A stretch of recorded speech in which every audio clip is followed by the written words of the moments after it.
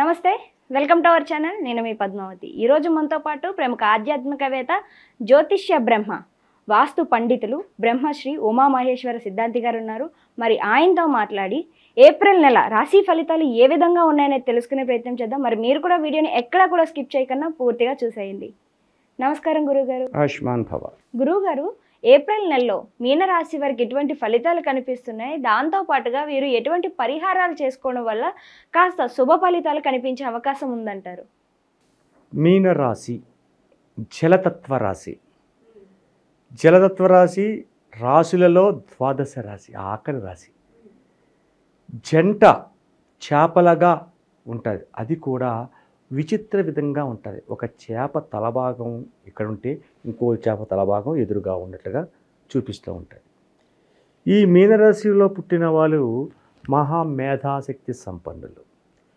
కానీ ఇంకొకటి గొప్ప విషయం ఏంటంటే అన్నీ నాకే తెలుసు అనే భావం ఉంటుంది. అన్నీ నాకే తెలుసు, నన్ను మించిన వాళ్ళు లేరు. దీని గురించి ఈ భగవద్గీతలో ఒక శ్లోకం ఉంది. కృష్ణ భగవానుడు చెప్పాడు, ధ్యాయతే విషయాం పుంస సంగస్తేషూపజాయతే సంగాత్ సంజాయతే కామ కామా క్రోధోభిజాయతే క్రోధాత్ భవతి సమ్మోహ సమ్మోహ స్మృతివిభ్రమ స్మృతిభ్రంశ బుద్ధినాశ బుద్ధినాశ ప్రణశ్యతి. దీని అర్థం ఏంటి? భగవంతుడు అనేక రకాలుగా చెప్పుకొచ్చాడు, కానీ అర్థం చేసుకునేవాడి విధానాన్ని బట్టే ఉంటుంది. ధ్యాయతే విషయాం పుంస అంటే ఈ ప్రపంచంలో ఉన్న అన్నీ నాకే కావాలంటాడు. ఒకడు అనుకుంటాడట, మీనరాశి వారిలో ఉన్న లక్షణం చెప్తున్నాడు. ఒకడు అనుకుంటాడు, ఊళ్ళో ఉన్న బంగారం అంతా నాకే కావాలంటాడు, దేశంలో ఉన్న బంగారం కావాలంటాడు. వీడు చచ్చిపోతే బంగారంతో సమాధి కడతారా? భూమి అంతా నాకే కావాలనుకుంటాడు. వీడు చెప్తే 6 అడుగులే, భూమి పట్టుకెళ్ళడం. ఇలాగా కనపడ్డ ప్రతి స్త్రీ నా భార్య అనుకుంటాడు.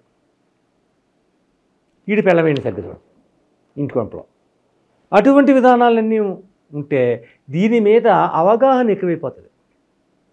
అవగాహన ఎక్కువైపోతే ఏమవుతుంది? దాని మీద దృష్టి ఉంటుంది. దాని దృష్టి వల్ల ఏమవుతుంది? కామంగా మారుతుంది. కామం కాస్త క్రోధంగా మారుతుంది. క్రోధం కాస్త దౌర్భాగ్య స్థితిగా వెళ్తుంది. ఇవన్నీ ఎప్పుడైతే కలిగాయో జ్ఞాపక శక్తి మర్చిపోతాడు. జ్ఞాపక శక్తి ఎప్పుడైతే మర్చిపోయాడో మనుజుడు అధోగతి పాలైపోతాడు.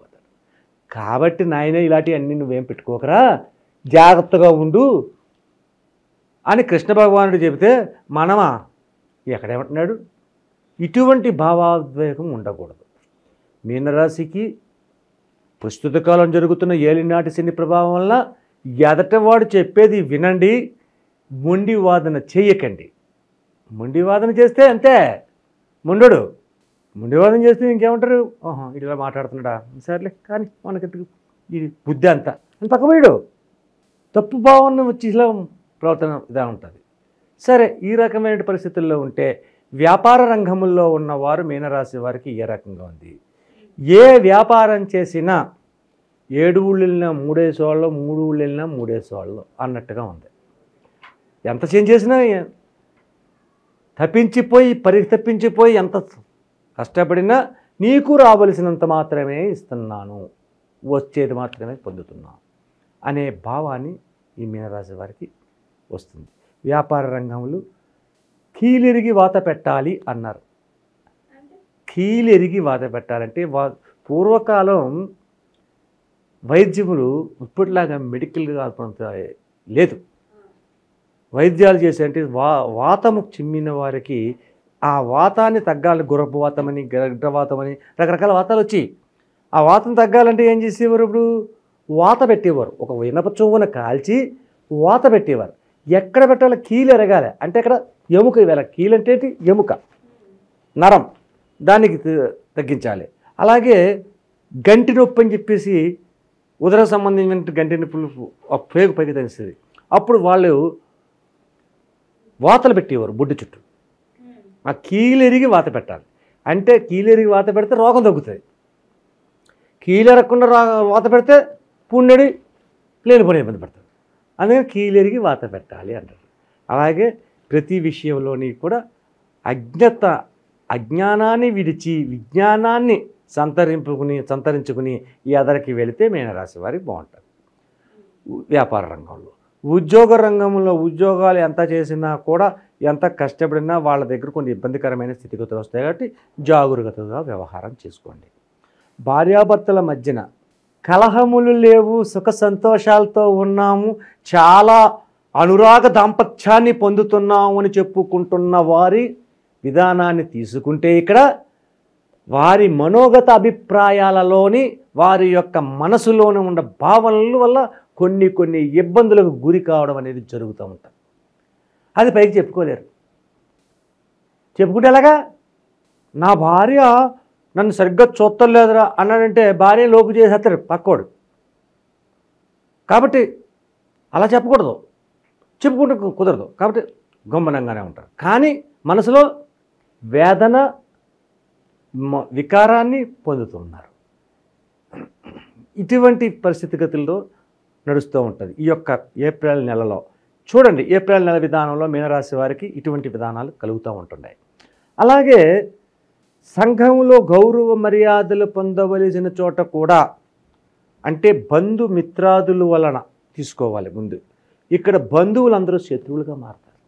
బంధువులు ఎంత గొప్పవాళ్ళైనా అక్క చెల్లెళ్ళు అవ్వచ్చు, అన్నదమ్ములు కావచ్చు, పెద్దల్లి పినతల్లి బిడ్డలు కావచ్చు, ఆడబొడుచులు కావచ్చు, మేనత్తలు కావచ్చు, మేనమామలు కావచ్చు, ఇలా అందరూ కూడా శత్రుభావంగా చూస్తారు. ఇలా చూసి ఆ అమ్మ చూసావా వీడు ఎంత సంపాదించేస్తున్నాడో, ఎలాగుండి ఊడరా ఎలాగైపోయాడు, ఇంత భావంగా, వీడికి పడుతున్న బాధ ఏదో అడిగి వెళ్దాం, వీడు చాలా బాధపడతాడు. అటువంటి శత్రుభావాలు కలిగిపోయి దాని వలన నరఘోష విధానము అంటారు దీన్ని. నరఘోషకి నలరాయి బదులైపోద్ది అంటారు. ఆ నరఘోష విధానాన్ని పొందుతున్నదే మీనరాశి. జలతత్వ రాశి అయినందువల్ల కంటిలోంచి నీరు కారుతుంది, చేప కంటిలోంచి నీరు కారుతుంది, అది ఏడుస్తుంది. దాన్ని తెలుస్తుందా? ఎవరికైనా తెలుస్తుందా? ఎదటవాడికి పూర్వమును వర్షం కురుస్తూ ఉంది, కళ్ళంటి నీళ్లు కారుతున్నాయి, నెత్తి తెలిసిపోయింది, ఏడుస్తున్నాయని తెలుస్తుందా? తెలియదు ఎవరికి. ఆ విధాన్ని ఆ చందములోనే మీనరాశి వారు తన యొక్క దుఃఖములను తాను భరిస్తూ ఎదుట వారికి తెలియపరచకుండా గుంబనముగా ఉంటూ రహస్యంగా అజ్ఞాతవాసం చేస్తున్నారు అని చెప్పవచ్చు. ఇటువంటి పరిస్థితి ప్రభావంలో ఈ మీనరాశి వారికి ఉన్నది. కాబట్టి ఇలా రకంగానే ఉంది. సో ఇందులోని నక్షత్ర విధానాన్ని తీసుకోవాలి. మీనరాశిలో పూర్వాభాద్ర 4వ పాదం, ఉత్తరాభాద్ర 1, 2, 3, 4 పాదములు, రేవతి 1, 2, 3, 4 పాదములు కలిగి ఉన్నాయి. ఈ యొక్క పూర్వాభాద్ర 4వ పాదం వారు, ఉత్తరాభాద్ర 1, 2, 3, 4 పాదముల వారికి ఇబ్బందికరమైన స్థితి ఉంది. రేవతి నక్షత్రంలో కలిగి ఉన్న వారికి మాత్రం ఇటువంటి ఇబ్బందికరమైన పరిస్థితులు లేవు. ఉద్యోగ రంగంలో ఎదురుకు వెళ్తున్నారు, మనోగత అభిప్రాయాన్ని సంతరింప చేసుకుంటున్నారు, చక్కటి జాబుని చూసుకుంటున్నారు. అలాగే విదేశ గమనాలు చేయడానికి అవకాశాలు ఎక్కువ ఉన్నాయి. ఎవరికి? రేవతి నక్షత్రంలో. రేవతి నక్షత్రం దేవగణం. యోనికూటాన్ని చూస్తే ఏనుగు వస్తుంది రేవతి నక్షత్రానికి. ఏనుగంటే గుంభనంగా నడుస్తుంది, తొణకకుండాను. అటువంటి విధానంలో ఈ రేవతి నక్షత్ర జాతకుల్లో ఉన్న మీనరాశి వారు యోగదాయకమైన స్థితిని, అత్యధికమైన శుభ ఫలితాలని పొందుతూ కుటుంబములలో కలహములు లేకుండా, ఒకవేళ ఉన్న రేవతి నక్షత్ర జాతకులకి, ఉత్తరాభాద్ర నక్షత్ర జాతకులకి తల్లిదండ్రులతోటి విభేదపడిన పరిస్థితులు వస్తాయి. విభేదకరమైన అలాగని చేసి బయట పడిపోరు, బయట చెప్పరు, తెలియదు ఎవరికైనా, వాళ్ళు పడతారు. అటువంటి విధానాలు ఉంటాయి. ఇటువంటి విధానంగా అంటే బాధాకరమైనటువంటి బాధని కూడా దిగమింగుకుంటూ యోగదాయకమైన స్థితిని పొందాలని ఆలోచన చేస్తూ ముందుకు అడుగులు వేసుకుంటూ వెళ్ళేదే మీనరాశి. అయితే గురువుగారు, మీనరాశి వారికి కొద్దిగా మిశ్రమ ఫలితాలు అయితే కనిపిస్తున్నాయి కాబట్టి మరి వీరు ఎటువంటి పరిహారాలు చేసుకోవాలంటారు అసలు? పూర్వాభాద్ర 4వ పాదం, ఉత్తరాభాద్ర 1, 2, 3, 4 పాదంలో, రేవతి 1, 2, 3, 4 పాదంలో వారు కూడా ఆచరించవలసినది శివ నామ జపాన్ని చేసుకోవడము, శివ సంకీర్తనలను చేసుకోవడము, శివునికి అభిషేక జలములు చేయడము, అలాగే ఇంటిలో దక్షిణామూర్తి పటమును పెట్టుకుని దక్షిణామూర్తి పటమునకు జాజి, విరజాజి, సన్నజాజి ఏదో పువ్వులు మాల కట్టి వేయడము. ఆ మాల కట్టి వేసిన రోజునాడు ఎండు ద్రాక్ష పళ్ళు అని ఉంటాయి. ఎండు ద్రాక్ష, పిక్కలు కూడా ఉంటాయి లోపల, గింజలు కూడా ఉంటాయి. ఆ ఎండు ద్రాక్ష పళ్ళు, ఆ మాత్రం ద్రాక్ష పళ్ళు తీసుకుని ఒక రావి ఆకుని ఆ పట్టం దగ్గర పెట్టి ఆ రావి ఆకులో ఈ ఎండు ద్రాక్షని వేసి ఆ ఎండు ద్రాక్షని నివేదనగా చేసి ఆ తర్వాత ఆ ఎండు ద్రాక్షను ఆ కుటుంబ సభ్యులు మాత్రమే తినాలి. బయట వారికి ఎవరికి ఇవ్వకూడదు. ప్రసాదంగా తీసుకున్నది ప్రసాదం కదా అని చెప్పేసి పక్కింటి వాళ్ళు లేదంటే ఇంకోళ్ళు వస్తే అడుగుతారు, వాళ్ళకి ఇవ్వకూడదు. పెళ్ళైన కూతురు వచ్చింది, కూతురే, సొంత కూతురే, కానీ పెళ్ళయింది, ఆమె వచ్చింది, ఆమెకు కూడా పెట్టకూడదు, గోత్రం మారిపోయింది. కాబట్టి కుటుంబ సభ్యులు మాత్రమే ఆ యొక్క ప్రసాదాన్ని ఆలగించాలి. శివాభిషేకం చేయించండి. శివునికి ఇష్టమైనటువంటిది అభిషేక ప్రియుడు కాబట్టి అభిషేక విధానంలో శివునికి చేపిస్తే, అలాగే తోచినంత మటుకి అన్నదానాన్ని చేయండి, ఆర్తులకు అన్నదానాన్ని చేయండి. అలాగే ఒక శనివారం నాడు ముఖ్యముగా ఉత్తరాభాద్ర నక్షత్రం కలిగి ఉన్నవారు, ఉత్తరాభాద్ర 1, 2, 3, 4 పాదాలు కలిగి ఉన్నవారు ఒక శనివారం నాడు ఒక నల్లటి దుప్పటిని, అంటే ఏలినాటి శని ప్రభావం నడుస్తుంది కదా, ఒక నల్లటి దుప్పటిని ఒకరికో, ఇద్దరికో, ముగ్గురికో, 5గురికో, మీ యొక్క ఉన్నది యాచకులు ఉంటారు, వాళ్ళకి ఆ దుప్పటినివ్వండి. ఈ రకంగా చేసుకుంటా వెళితే ఈ యొక్క ఏలినాటి శని ప్రభావం తొలగి సుఖ సంతోషములు కలిగి సక్రమమైన రీతిలో వక్రదారిని కాకుండా సక్రదారిని ఈ యొక్క మీనరాశి వారు ఎదరికి వెళ్ళగలరు. చాలా చక్కగా వివరించారు. మీనరాశి వారికి ఎటువంటి ఫలితాలు ఉండబోతున్నాయో పాటుగా వీటి గ్రహస్థితి ఎలాగుంది, దాంతోపాటు ఎటువంటి పరిహారాలు చేయాలనేది కూడా చాలా చక్కగా వివరించారు. ధన్యవాదాలు గురుగారు. ఆయుష్మాన్ భవ.